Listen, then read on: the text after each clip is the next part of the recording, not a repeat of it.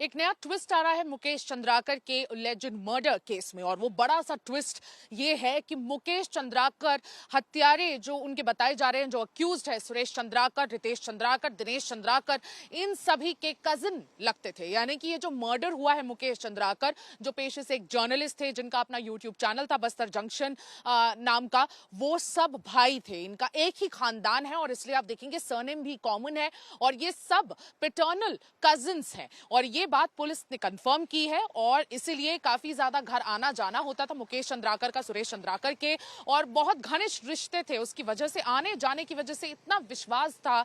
इसीलिए मुकेश चंद्राकर को जब 1 तारीख को, जनवरी 1 को घर बुलाया गया तो मुकेश चंद्राकर उसी रिलेशन में, उसी विश्वास में उस घर पहुंचे और वहां से कभी वापस नहीं आ पाए। प्रीलिमिनरी जो इन्वेस्टिगेशन हुई है और मेडिकल जो बाहर आया है, उसमें यह जानकारी मिल रही है फोरेंसिक के हवाले से कि 9 चोट लगी है उन्हें, 9 जगह बॉडी में गंभीर चोटें आई हैं। और ये जो पूरा मामला है, आप देखेंगे जिस तरह के विजुअल्स आए हैं, काफी ज्यादा इंक्रिमिनेटिंग, डराने वाले हैं, क्योंकि मुकेश चंद्राकर को कुल्हाड़ी से माथे पर मारा गया है, बिल्कुल सामने मारा गया, सामने प्रहार किया गया। उसकी वजह से 6 इंच का जो कट है वो आप देख पाएंगे बॉडी पर। और इनफैक्ट उसके अलावा अगर आप देखेंगे तो उनकी जो डेड बॉडी है, मुकेश की डेड बॉडी को एक पानी टंकी में डालकर ऊपर से एक मोटे परत की कंक्रीट चढ़ा दी गई थी। तो प्लानिंग काफी अच्छी की गई थी सुरेश चंद्राकर के द्वारा इस मर्डर के लिए। अभी फिलहाल पुलिस की लेटेस्ट जो पुख्ता जानकारी हमें मिल रही है वो ये है कि 3 लोग अरेस्ट किए गए हैं, जिसमें रितेश चंद्राकर, दिनेश चंद्राकर, जो दोनों ही कॉन्ट्रैक्टर सुरेश चंद्राकर के भाई बताए जाते हैं, दोनों को अरेस्ट किया गया है। और उसके अलावा सुरेश चंद्राकर फिलहाल अब्सकॉन्डिंग है। उन्हें जानकारी मिल गई थी कि यह मामला बहुत ज्यादा बढ़ गया है, तो वो भाग निकले हैं और अभी फिलहाल भगोड़े सुरेश चंद्राकर की कोई जानकारी फिलहाल प्राप्त नहीं हो पा रही है। मैं आपको फिर से याद दिला दूं, ये जो पूरा केस है ये इसीलिए हुआ क्योंकि मुकेश चंद्राकर ने एक एक्सप्लोसिव स्टोरी की सुरेश चंद्राकर की एक कॉन्ट्रैक्ट पर। ये कॉन्ट्रैक्ट रोड कंस्ट्रक्शन का था और इस रोड कंस्ट्रक्शन में इनफैक्ट गंगलूर से लेकर, अगर आप देखेंगे तो बस्तर में गंगलूर करके एक जगह है, गंगलूर से लेकर हिरोली तक, दंतेवाड़ा की हिरोली तक एक स्ट्रेच का रोड कंस्ट्रक्शन होना था, जिसका टेंडर अमाउंट इनिशियली 50 करोड़ था, लेकिन ये धीरे धीरे सडनली बहुत एस्केलेट होकर 120 करोड़ पहुंच गया। यानी कि ये जो धांधली हुई थी बीच में इसी को उजागर करने का काम मुकेश चंद्राकर ने किया, जिसके बाद जो सुरेश चंद्राकर है इस पूरे डेवलपमेंट से बहुत ही ज्यादा मुकेश पर नाराज थे और इसीलिए फिर ये प्लान करके इनको काफी, इनकी निर्ममता से मुकेश की हत्या की गई है। इस पूरे मामले पर अब सियासत भी हो रही है, क्योंकि लगातार बताया जा रहा है कि मुकेश चंद्राकर के जो अक्यूज्ड है, main accused Ritesh, Suresh Chandrakar, in fact उनका ताल्लुक कांग्रेस से है। इनफैक्ट पुलिस भी इस चीज को कंफर्म कर रही है कि कांग्रेस से गहरे रिश्ते थे।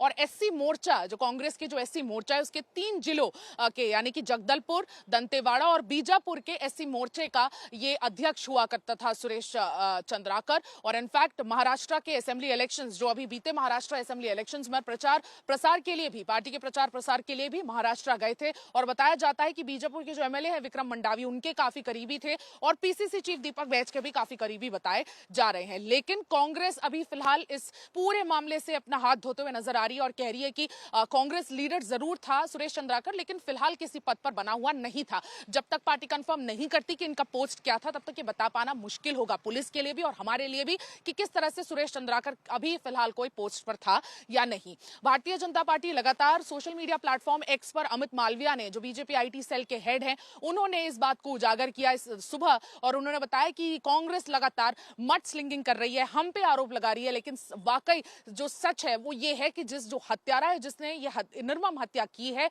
रिपोर्टेडली वो, उसके जो ताल्लुकात है वो कांग्रेस से हैं। तो आप देखेंगे लगातार मड स्लिंगिंग चल रही है, रिएक्शंस दोनों तरफ से आ रहे हैं।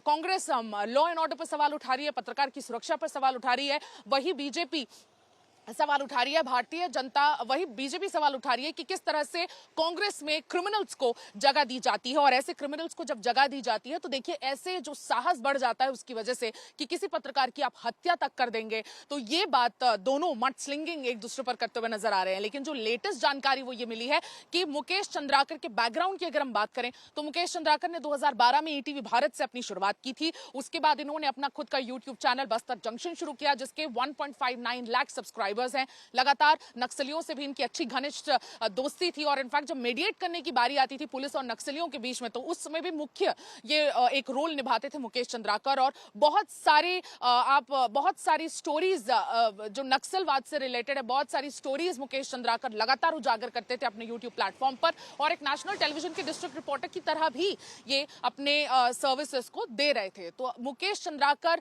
की जो माता है उनका जो देहांत है 2 साल पहले हुआ और बचपन में ही इनके पिता गुजर गए। He is only survived by his one old brother, इनके यानी कि एक बड़े भाई हैं जिनकी हालत अभी काफी नाजुक बताई जा रही है, क्योंकि मेंटली अभी वो काफी डिस्टर्ब हो चुके हैं इस पूरे वारदात के बाद।